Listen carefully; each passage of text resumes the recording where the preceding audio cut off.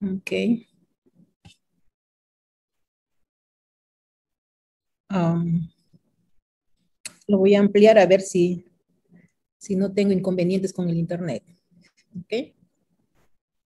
Bien, entonces todo lo que hemos estado viendo de la clase anterior y hoy es un poco referente a diferentes tipos de sustancias o nutrientes que se usan en los alimentos para que puedan mejorar su conservación, ¿no? Y también algunos efectos que pueda ocasionar en la salud de las personas.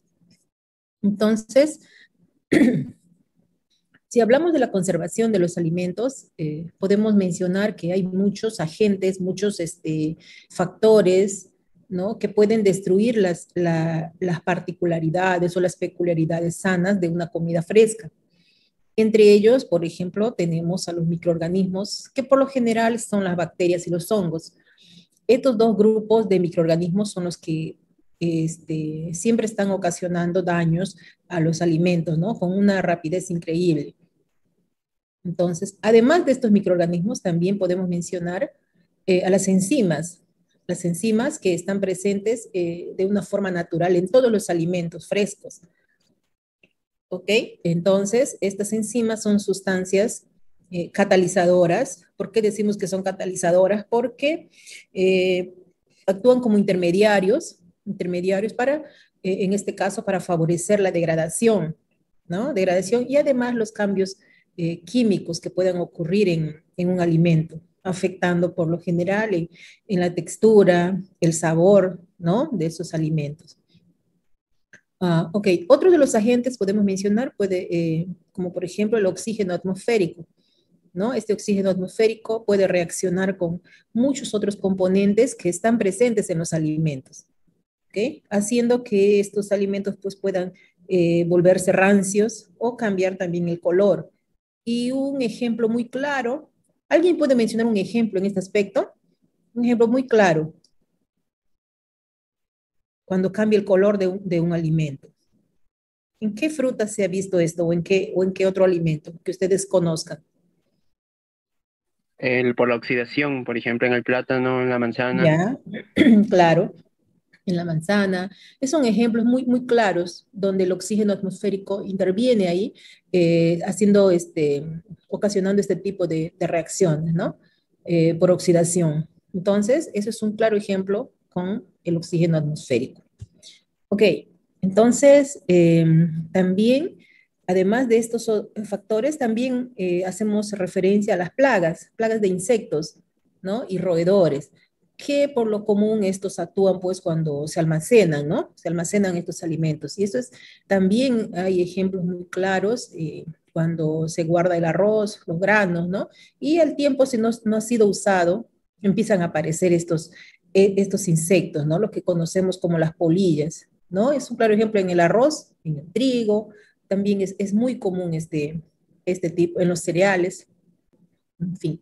Entonces, en general no hay ningún método pues de conservación que ofrezca una protección pues al 100%, ¿no? Frente a muchos riesgos que pueden haber durante el almacenamiento de un producto.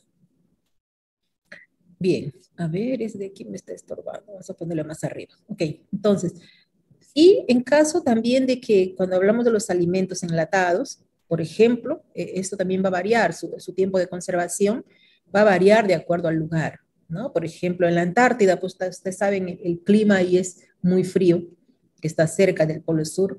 Entonces, muchos de estos alimentos enlatados pueden seguir siendo comestibles hasta al cabo de 50 años, ¿no?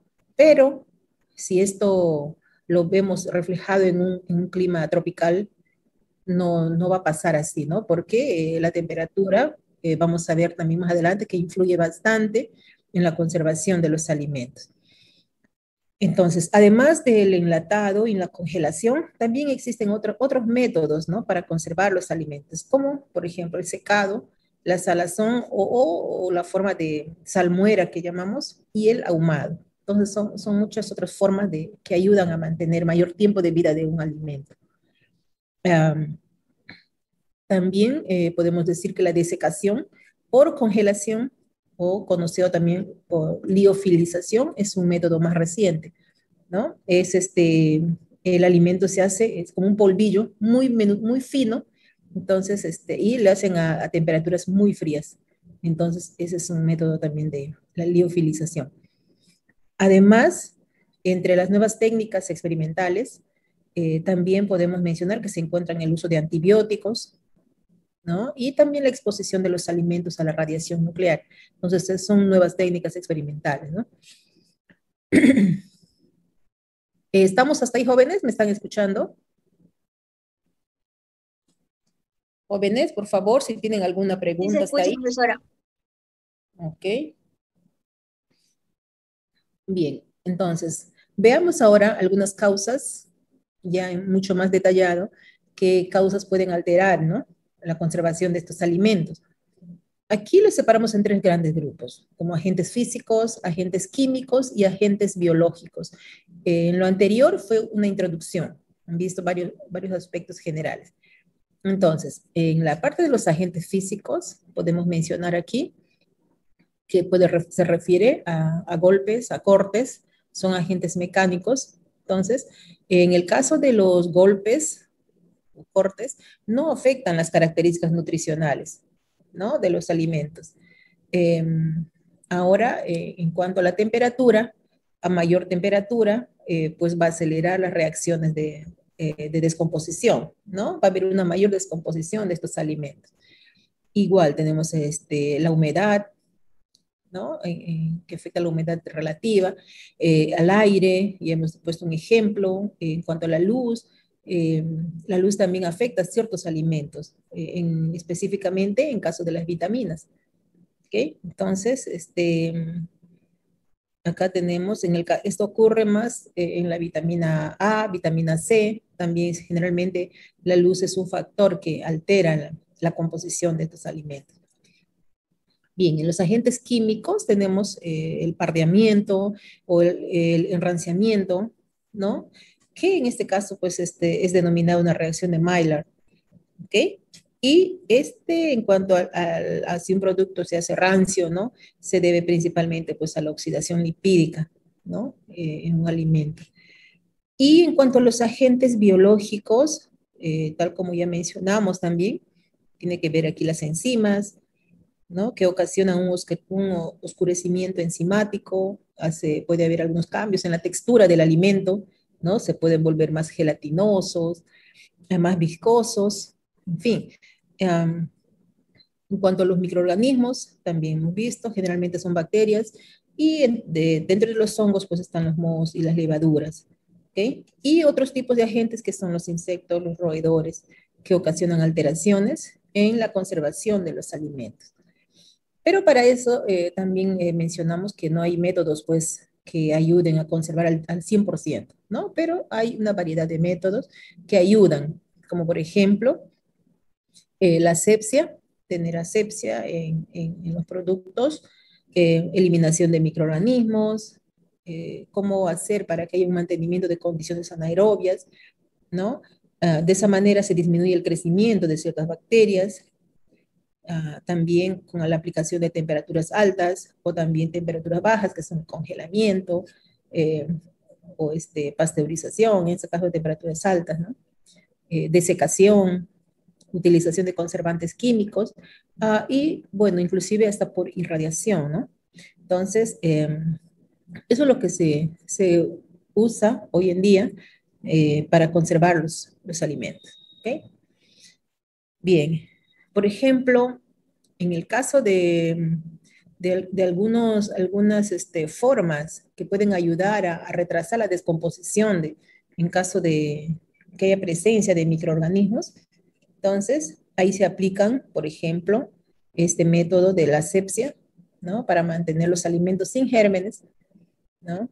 Si hablamos de este método de filtración, ahí estamos hablando de eliminar microorganismos existentes, o también hablamos de otros métodos más radicales, por ejemplo, con aplicación de calor o de radiación UV por lo general. Entonces, ahí se habla ya de destrucción de los microorganismos, ¿no? Y si hablamos de métodos que ayuden o que que disminuyan pues el retraso, ¿no? Más aplicado esta palabra, retraso de la descomposición. Aquí hablamos de la refrigeración, la deshidratación, anaerobiosis, acción de agentes químicos. Entonces, eso van a ayudar a que no haya un crecimiento muy rápido de los microorganismos. Y en caso de que sabemos que los alimentos tienen sus propias sustancias, sus propias enzimas, pero que si están malas almacenado en, no sé, en baja temperatura o en altas temperaturas, pues ayuda a que sus enzimas pues, puedan actuar mucho más rápido. Y acá tenemos un método que es el escaldado, que consiste en la destrucción o inactivación de esas enzimas, ¿no? O también utilizando pues antioxidantes para controlar un poco el contenido de la humedad, ¿no? Cuanto más húmedo es un alimento, pues tiene mayor probabilidades de descomposición, ¿no? Y, por ejemplo, en caso de, ¿cómo podemos prevenir en caso de alteraciones por insectos, ¿no? Por causas mecánicas? Entonces, eh, aquí tenemos en cuenta también que los microorganismos pues tienen una etapa, ¿no? Tienen varias fases durante su crecimiento. Entonces, inicialmente, cuando empieza el crecimiento, en este caso de los microorganismos, hay una etapa o fase de latencia, cuando recién también se le podría llamar como una etapa de adaptación, ¿no? Pero luego, una vez que se adapta, empieza a tener un crecimiento mayor, una fase exponencial donde las células se reproducen a, a 1000 por hora, por llamarlo así, para luego pues tener una fase estacionaria, donde las células se mantiene, el crecimiento celular se mantiene. Empieza, ok, empieza ya la muerte celular, ok. Un momentito, por favor, déjenme responder esta llamada. ¿Aló?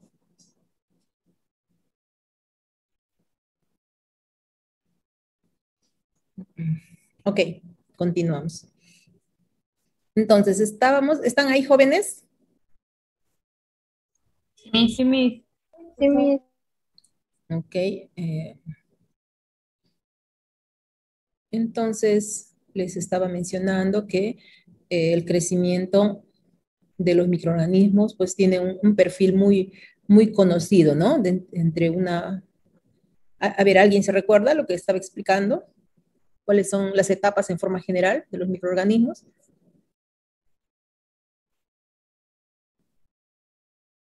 ¿Alguien que se acuerde? Acabo de explicarlo.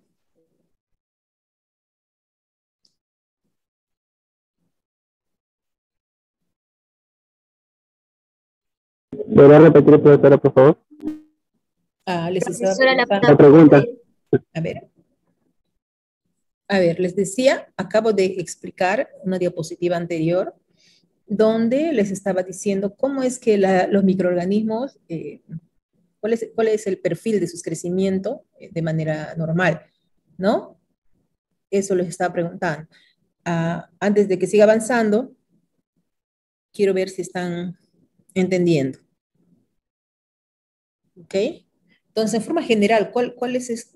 Yo acá está la diapositiva. Esto les estaba explicando. ¿Alguien que quiera hacer hincapié en esta diapositiva?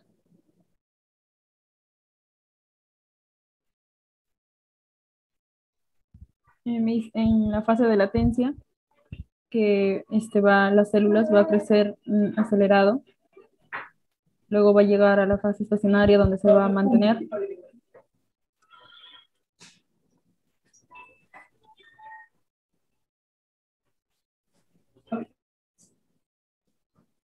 Profesora, usted dijo que la fase de latencia es una fase de adaptación del microorganismo. De ahí posteriormente va a crecer logarítmicamente o exponencialmente. Luego va a llegar a una fase estacionaria donde se va a mantener y luego va a morir, creo, o algo así. ¿Ya? ¿Tu nombre? Ávila, profesora. Tu nombre. Más rápido les ubico por el nombre. Flor, profesora, Flor. Flor. Antes de ti alguien habló, otra señorita. Abigail, Miss. Ok. Y antes de ti habló uno más, un jovencito. Renato, profesora. Renato, ok. Ok. Tengo que apuntarles para mis orales. Hoy es 1 de diciembre. 2, profesora. ¿2? Sí, profesora. ¿De verdad? Entonces, yo estoy detenida en el tiempo. 2 de diciembre. Ok. Bien, entonces, bueno, eso es en forma general lo que ocurre en un crecimiento de los microorganismos o de una bacteria, ¿no? Y también de cualquier otro microorganismo. Ese es el perfil que tenemos. Entonces, eh, ustedes saben que a mayor crecimiento, pues va a haber una mayor descomposición de los alimentos. ¿Ok? Entonces, ¿y qué es lo que se trata?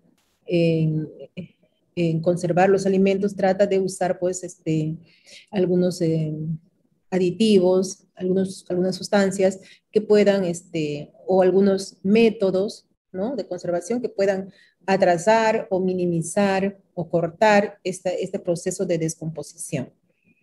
¿Ok?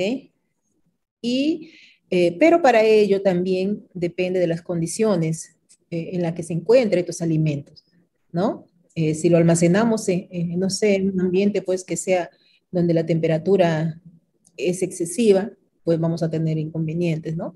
O inclusive la humedad, si hay una mayor humedad, entonces el alimento obviamente va a haber una mayor descomposición en menor tiempo, ¿no? Y así, tales como podemos mencionar acá.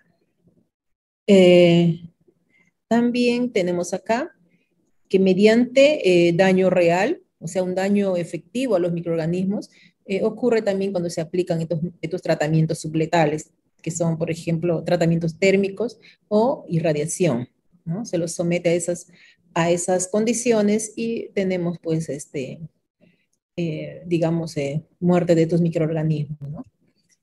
Aquí tenemos algunos ejemplos. Dice, las condiciones desfavorables, además, prolongan el tiempo de generación o tiempo de crecimiento, ¿no? De estos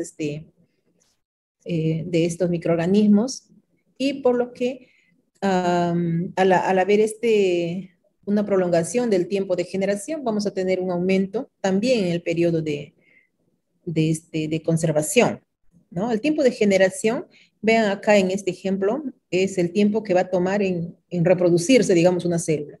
Si nosotros cortamos ahí, inhibimos en esa sección, pues, si le retrasamos a este proceso, obviamente la conservación va a ser mucho mayor, ¿ok?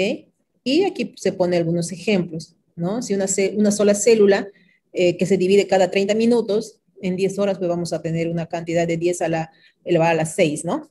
Células. Y así vamos a ir a los 30, a los 60, a los 120, cuántas células es que se va el tiempo de generación. Eh, y para evitar la descomposición microbiana, pues se recomienda destruir o eliminar todos los microorganismos que están presentes en un alimento, ¿no? Para así pues también impedir nuevas contaminaciones, porque basta que un alimento, un producto esté contaminado para que los demás también pues tengan este mismo efecto. Bien, entonces veamos ahora en qué consiste, por ejemplo, esta primera técnica o método, ¿no? Asepsia. ¿A qué se refiere? ¿No? Cuando hablamos de asepsia o de condiciones asépticas, pues estamos hablando pues, que es algo limpio, ¿no? Por ejemplo, la asepsia o falta de microorganismos es natural en muchos alimentos. Muchos de ellos no necesariamente tienen microorganismos. Entonces, las partes internas, ¿no? De los tejidos sanos, sean de animales o de vegetales, también están libres de microorganismos, ¿no? Generalmente están en la parte externa, por eso es que se recomienda lavar los alimentos, ¿no? En cuanto a las cubiertas protectoras, como por ejemplo, aquí hablamos de las cáscaras de nueces, de la cutícula de frutas y hortalizas, ¿no? En fin, todo tipo de protección de alimentos, eh, también tiene, digamos, ahí es donde se almacenan o permanecen estos microorganismos. Entonces, cuando esta capa externa o cubierta protectora pues es dañada, sufre un corte, se encuentra o se vuelve vulnerable al ingreso de otros contaminantes, ¿no? Siempre decimos que un corte, una herida, es una puerta de ingreso a diversos tipos de microorganismos. Entonces, en la industria alimentaria importa lo que se conoce como la carga y la clase de microorganismos, ¿no? ¿A qué se refiere la carga? Acá dice, es importante para conocer el grado de contaminación del alimento, o sea, cuánto de estos microorganismos puede estar presente en un alimento, ¿no? Porque de repente puede estar en cantidades menores, lo cual todavía no supera el rango que puede ser apto para el consumo humano, ¿no? Y la clase, bueno, va a depender, es importante porque una baja carga de microorganismos, aunque retrase la descomposición, puede contener también este otro detalle.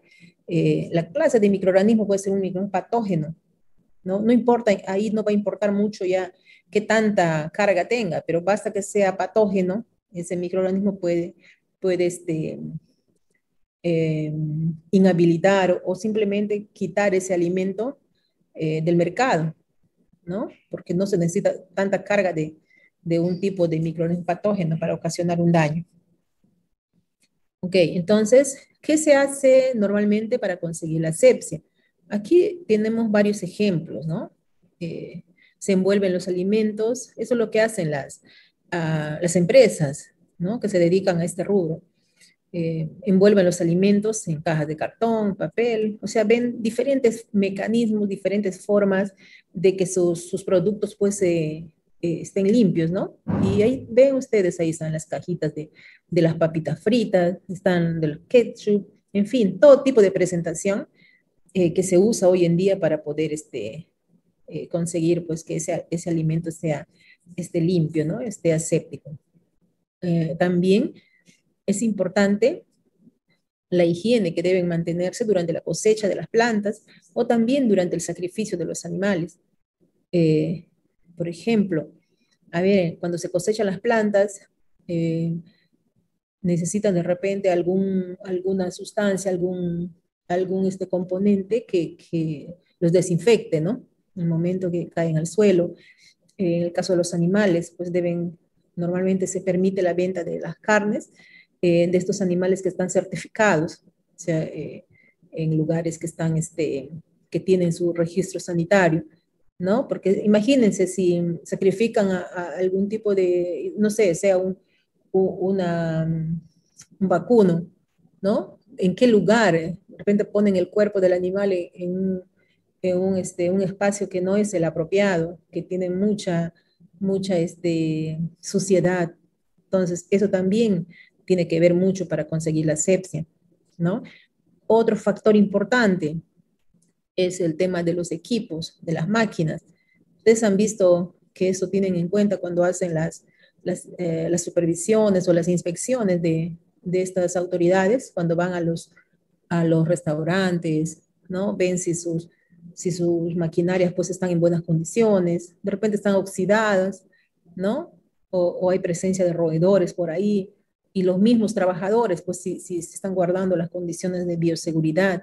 Entonces, todos estos aspectos son que hay que tener en cuenta para conseguir la asepsia, ¿ok? Y si hablamos de la eliminación de microorganismos, que es una estrategia útil para algunos casos puntuales, eso tiene todo un procedimiento, ¿no? Desde la filtración, ¿no? Si se trata de líquidos, como está, por ejemplo, la cerveza, el vino, algunas de las gaseosas, entonces tiene un proceso de filtración. Es un procedimiento obligado, un paso obligatorio, ¿no? Para que se dé esta filtración. ¿Por qué es que se da en esta filtración? Porque este filtro estéril es impenetrable para las bacterias. Así de simple. Entonces, cuando esa presión, mediante presión a vacío, se está haciendo una selección, ¿no? Una eliminación de estos microorganismos. Y bueno, también tenemos la centrifugación, o sedimentación cuando se quiere separar algunas sustancias. Entonces, pero sin embargo, este paso es solo elimina una parte de los microorganismos. ¿Ok?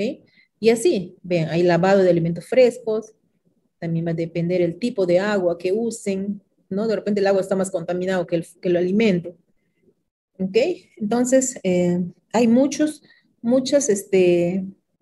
estrategias, digamos, para eliminar los microorganismos. Ahora, si hablamos de destrucción de estos microorganismos, eh, la temperatura es uno de los factores muy importantes. Por ejemplo, tenemos aquí cuatro digamos, formas para ocasionar algún daño térmico letal y no letal también a los alimentos, ¿no? Y aquí está a nivel del material genético, de su ADN, del ARN, de sus membranas citoplasmáticas, de repente desnaturalizando sus proteínas y enzimas.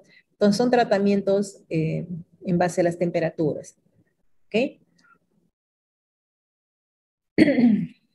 Y cuando hablamos de la termoresistencia de los microbios, de los microorganismos, entonces aquí también vamos a encontrar ciertas diferencias, ¿no? Ciertas diferencias entre algunas células vegetativas y esporas, ¿no? Que difieren mucho en su resistencia a altas temperaturas. O sea, hay todo tipo de microorganismos.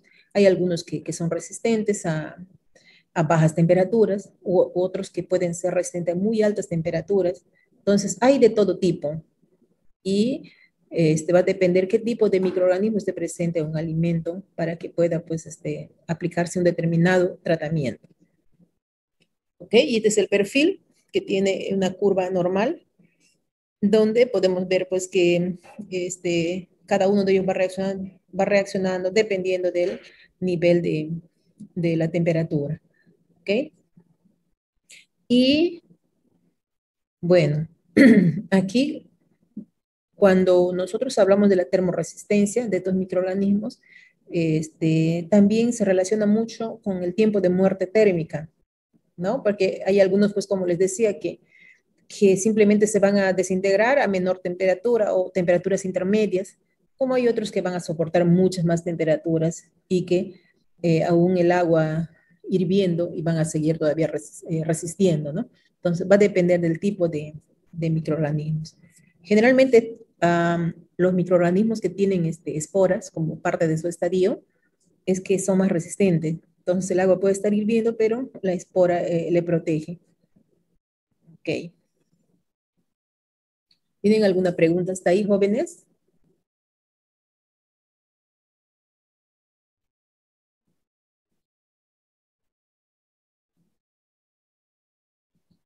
Chicos, ¿están ahí? No, profesora, todo normal. Ok, creía que no están ahí. Bien, hay muchos factores que influyen en que un microorganismo pues, pueda ser resistente o no a las altas temperaturas, ¿no? Uno de ellos es que depende del tipo de microorganismo, ¿no? Si es un termolábil, si es un termoresistente, ¿no? ¿Alguien entiende qué es este término termolábil? ¿Alguien?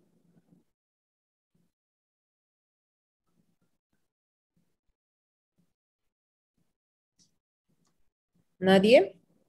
Que se destruye bajo calor. Termolábil. Acá hay dos términos, ¿ah? Termolábil y termoresistentes. Termolábil es que va a estar sujeta a destrucción por acción de calor. Y termoresistente que no. Mira, el termoresistente pues, resiste a altas temperaturas, ¿no? Los termolábiles son pues que si es ante mínimas, un poquito de que sube la temperatura, ya no resisten. Entonces ellos son los termolábiles, que solo pueden vivir a una, a una temperatura normal, digamos, ¿no?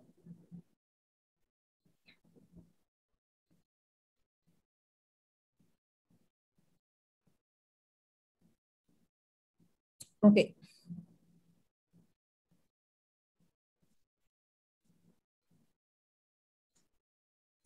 Ok, entonces, chicos, les decía, ¿qué factores van a influir en la termoresistencia. El tipo de microorganismo, su relación con la temperatura, la concentración inicial de esporas, o sea, si depende de la cantidad de microorganismos también, pues para que pueda actuar, ¿no? La temperatura.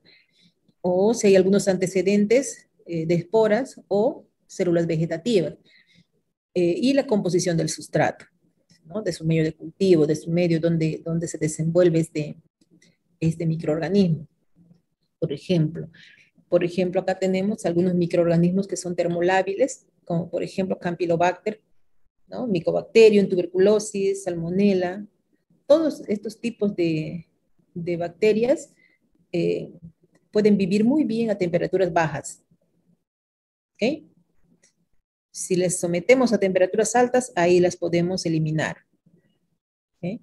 Y los termoresistentes, por ejemplo, el Bacillus cereus o también el botulinum, por ejemplo. ¿Ok? Entonces, estos sí son mucho más resistentes, soportan altas temperaturas. ¿Ok? Y bueno, hay algunos factores también que van a influir en el tiempo de la muerte térmica, digamos. Entonces, tenemos aquí un cuadrito donde si queremos destruir a una espora, por ejemplo, a 100 grados, necesitamos, vean acá, 1.2 minutos, ¿no? Para poder destruir, ese es el tiempo que se requiere, y a esta temperatura que pueden destruirse ciertas esporas, ¿ok? Y así, entonces para cada tiempo se requiere pues una determinada temperatura, ¿ok? Y en este caso también tenemos, si nos referimos a la concentración inicial de células o esporas, cuanto mayor es el número de esporas, entonces tanto mayor debe ser el tratamiento térmico para destruirla, porque las esporas son las que le protegen a estas bacterias. Es su escudo de protección. Entonces, cuanto más de esas células tengan esporas, pues va a requerir una mayor temperatura y un mayor tiempo todavía para poder destruirlos. Esto es a 120 grados centígrados. Es una temperatura que funciona un autoclave, ¿no? Por eso es que se recomienda en los laboratorios que se hacen cultivos de células, constantemente se está desinfectando el ambiente y se quitan las placas que están contaminadas. Entonces, pero una placa contaminada no la vamos a desechar directo al desagüe, sino antes de eso se tiene que esterilizar o autoclavar a 120 grados Celsius. Entonces, ¿por qué? Porque esa temperatura nos asegura pues la destrucción de, este, de estos microorganismos que están presentes ahí. Si nosotros abrimos la placa Petri, entonces estamos, y no hemos esterilizado aún, quiere decir que estamos dispersando en todo el ambiente ese tipo de, sean esporas, de hongos, sean algunos microorganismos, de algunas bacterias. Entonces sería algo irresponsable de nuestra parte hacer eso. Entonces se recomienda para eso esterilizarlo, ¿no? Ponerlo a altas temperaturas.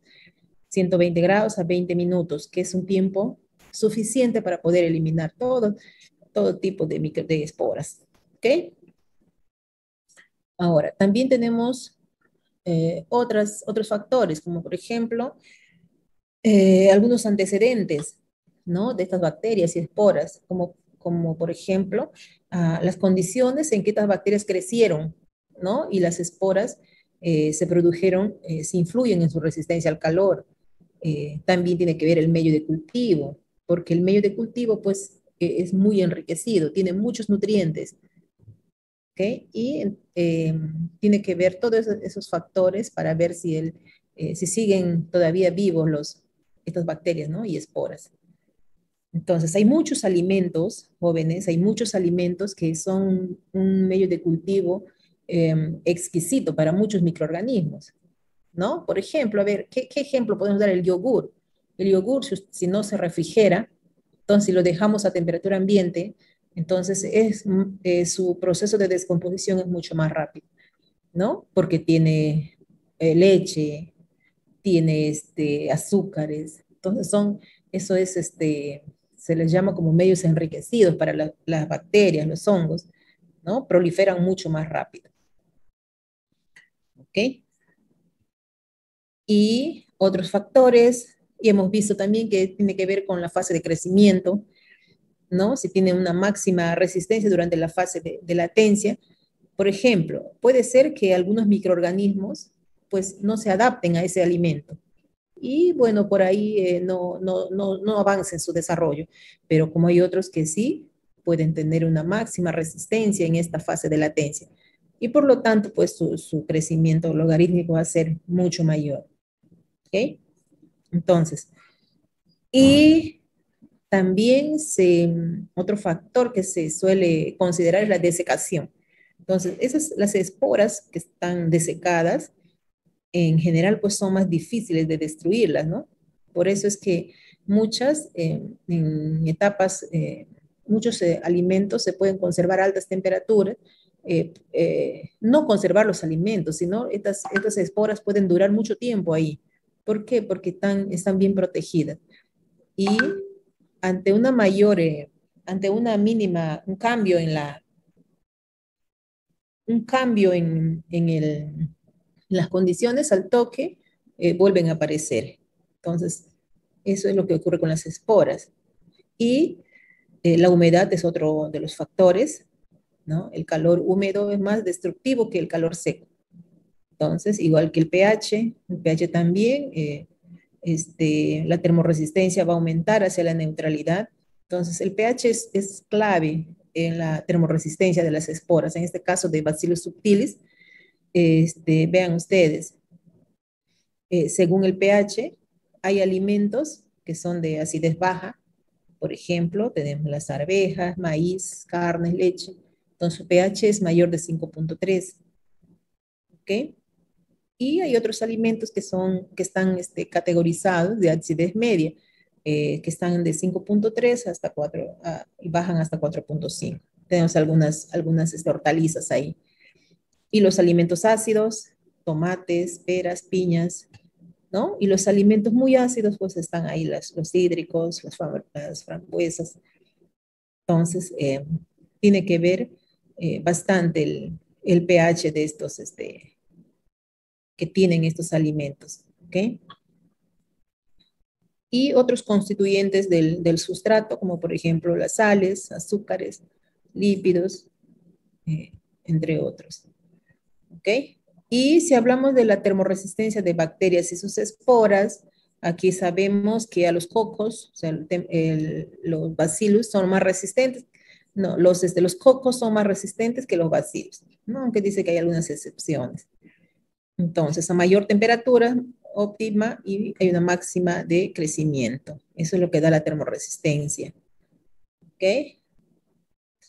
¿Qué más tenemos acá? Tenemos acá una tablita, el tiempo de destrucción térmica de algunas bacterias bajo condiciones específicas de ensayo. Por ejemplo, la Neisseria gonorrhoeae, que pasa a 50 grados, un tiempo de 2 a 3 minutos, se destruye, ¿no? Y así, cada una de ellas tiene algunos ejemplos muy claros.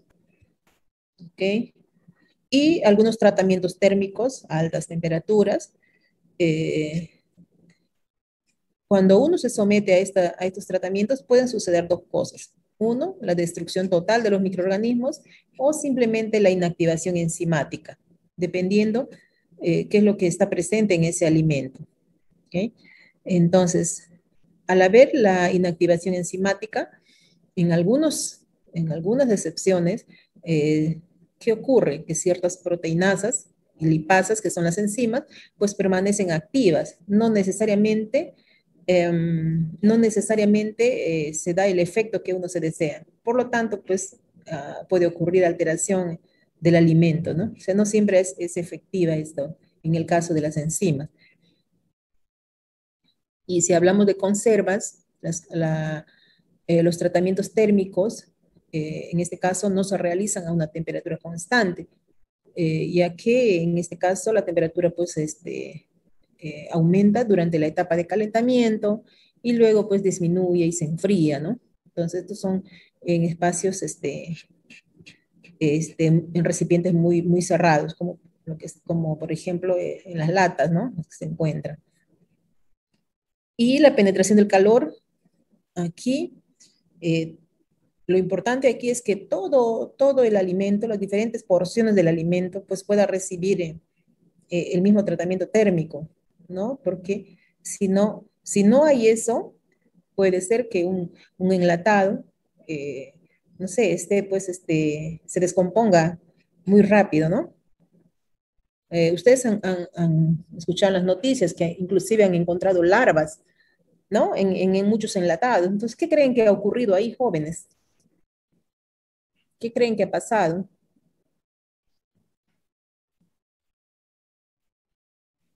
¿Alguien quiere dar una opinión ahí?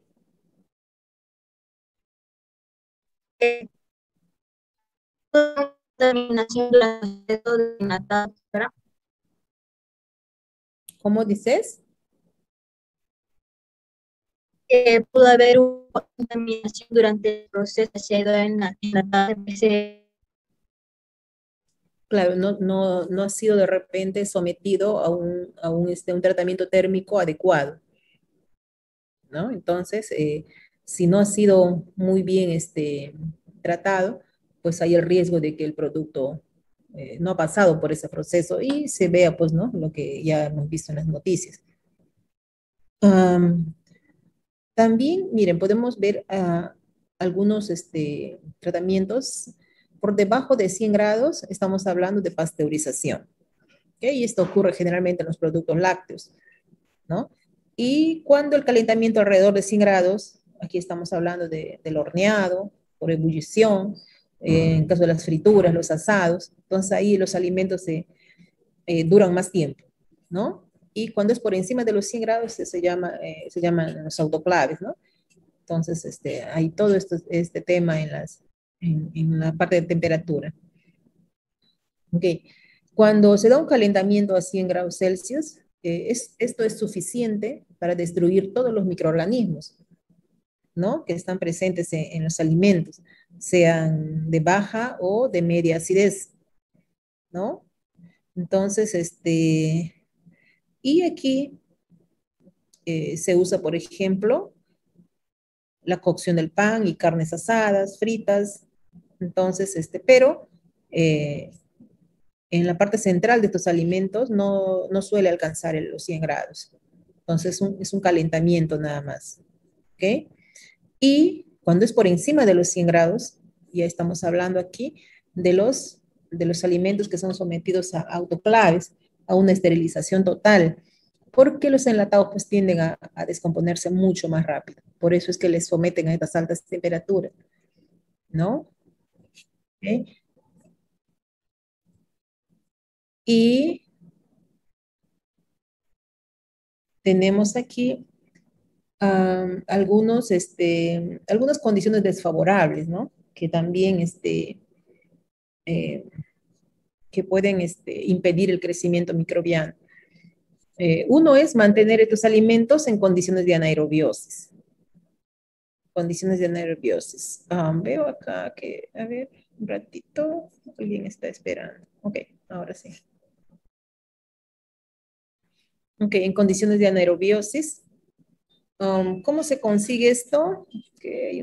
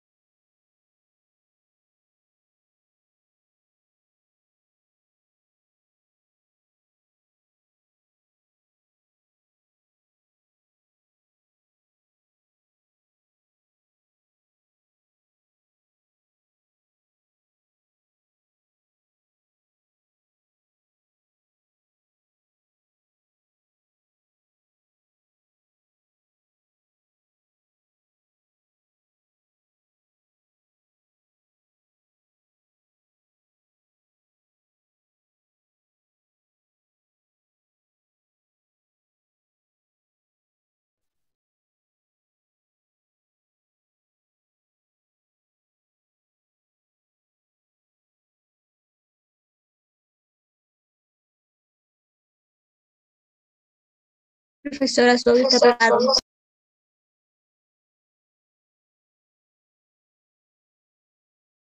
No se le escucha.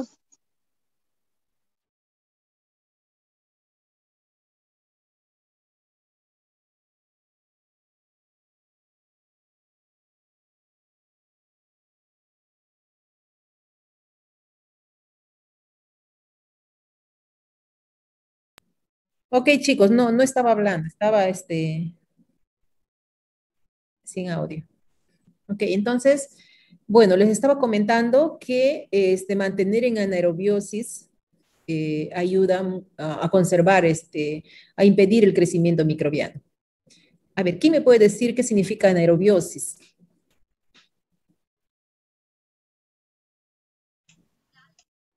Son microorganismos que no necesitan de oxígeno.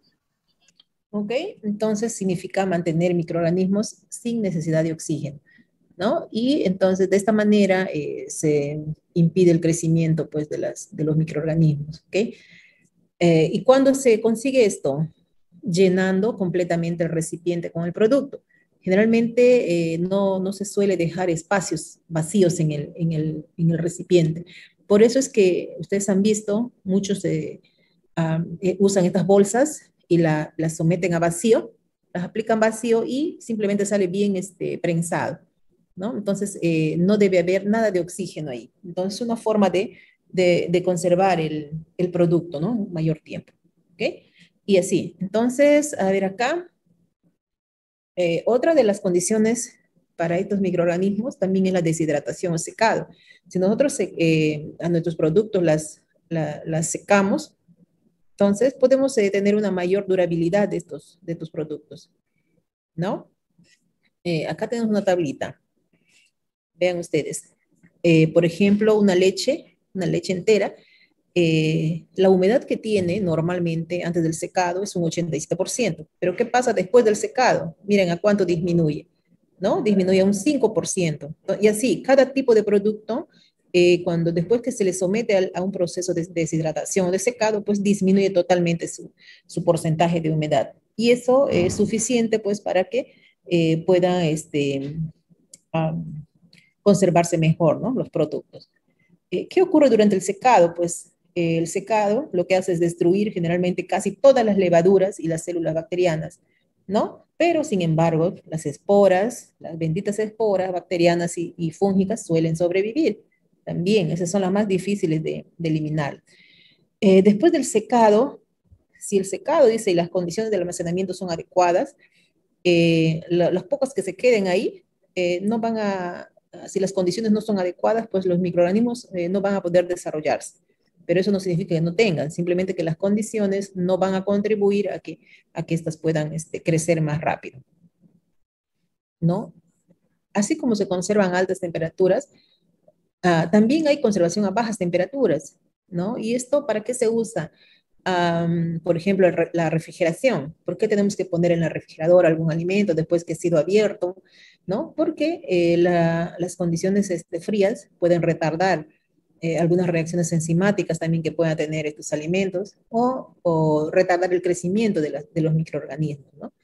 Y aquí tenemos, por ejemplo, miren, aquí llamamos un microorganismo termófilo, que su temperatura óptima de crecimiento está 35 a 50. Los mesófilos de 10 a 40 grados y los psicrófilos de menos 5 a 15 grados. Entonces hay toda esta clasificación de estos microorganismos. A medida que la temperatura va disminuyendo, entonces el ritmo de crecimiento de ese microorganismo también va a decrecer. Eso ocurre en estos microorganismos, ¿no? ¿Ok? Y el efecto letal de las temperaturas de congelación. Entonces, ¿qué pasa cuando nosotros congelamos un determinado producto? Entonces, ¿qué consecuencias hay ahí? La desnaturalización y la floculación de las proteínas celulares. Entonces, causada por el aumento en la concentración de soluto en el agua que queda sin congelar. Y el daño físico causado por los cristales de hielo. Entonces, esto es lo que ocurre cuando un alimento ha sido congelado y lo vuelves a descongelar y muchas veces no lo puedes consumir, ¿no? Hay algunas veces que las refrigeradoras pues pueden tener problemas, no están refrigerando a la temperatura adecuada, vas, abres tu refrigerador y encuentras que está congelado y te lo malogra todas tus hortalizas, tus verduras que tengas guardadas, ¿no? ¿Qué ha pasado? Había una excesiva formación de cristales y los cristales hacen daño en este caso, a ese tipo de productos. ¿Ok? ¿Sí? Lo mismo ocurre con todo tipo de carnes, ¿o no? También con las carnes, también. Por ejemplo, ven acá, va a depender también qué clase de microorganismos y estado en que se encuentren, ¿no? Por ejemplo, si nosotros ponemos un producto a congelación de -70, porque hay congeladores que te congelan al rato nada más, en menos de 15 segundos ya está congelado. Entonces, ¿qué ocurre ahí? Ahí pueden sobrevivir todas las células de Staphylococcus aureus, ¿no? Y el 70% de las bacterias de E. coli, el 20% de las pseudomonas. Entonces, son bacterias patógenas, ¿no? Entonces, ¿y qué ocurre cuando se somete a temperaturas de congelación y almacenamiento? Esas son temperaturas entre -1 grado y -5. Entonces, son las que... ¿Sí? Disculpe, se me fue el internet por un buen rato por mi casa. Gracias por aceptarme. Ok, no hay problema. ¿Tomó Entonces, asistencia? ¿cómo? ¿Tomó asistencia la pregunta? No te entiendo muy bien. No, si tomó asistencia. Lo que pasa es que mi intro está medio raro. Todavía, en un ratito voy a llamar a asistencia. Quiero terminar la clase y llamo a asistencia. ¿Ok? Entonces, cuanto menor sea la temperatura, va a haber una mayor destrucción de bacterias. ¿Ok? Entonces, la congelación lenta destruye, dice, más que la congelación rápida. En fin. Va a depender también el tipo de alimento, sean azúcares, proteínas, grasas, ¿no? Que algunas pueden tener una acción protectora y va a dificultar aún la congelación. Entonces, acá tenemos algunas temperaturas que se usan para el almacenamiento en frío. El almacenamiento común, por ejemplo, en refrigeradoras, no suele ser menor de 15 grados, ¿no? Entonces, aquí más que todo se evita la desintegración por la temperatura ambiente, ¿no? Entonces, pero sin embargo sabemos que todos los productos tienen sus propias enzimas y que estos a la larga siempre van a ocasionar descomposición. En la refrigeración solo lo que se hace es retrasar este proceso, más no evitarlo, ¿ok? Y se dice pues que es un método de conservación temporal, ¿no? Por eso es que no se almacena mucho tiempo, porque tienen sus cambios enzimáticos, ¿no? Y va a depender de la temperatura. ¿Ok? Tenemos acá, por ejemplo, también una tablita donde podemos ver el tipo de alimento, su temperatura y la humedad relativa, ¿no? Que puede tener. Si almacenamos por ejemplo, aquí las bananas si las almacenamos de 12 a 15.5 grados centígrados, a una humedad de 85 a 90%. ¿Okay? Y así, estas son temperaturas promedios en las cuales pueden almacenarse algunos de estos alimentos. Y tenemos también otros tratamientos como por ejemplo la ventilación, que mantiene una humedad relativa uniforme, elimina los olores y evita por la aparición de otros olores y sabores desagradables. ¿Okay? Y la cantidad de la atmósfera de almacenamiento, que también influye en la conservación de los alimentos refrigerados. Y bueno, acá tenemos otra tablita donde podemos ver algunos productos, a qué temperaturas, qué humedad y la vida útil que tiene cada uno de ellos, ¿no? Si almacenamos carne de vaca entre estas temperaturas, de -2 a 1,1, a esta humedad tenemos de 1 a 6 semanas.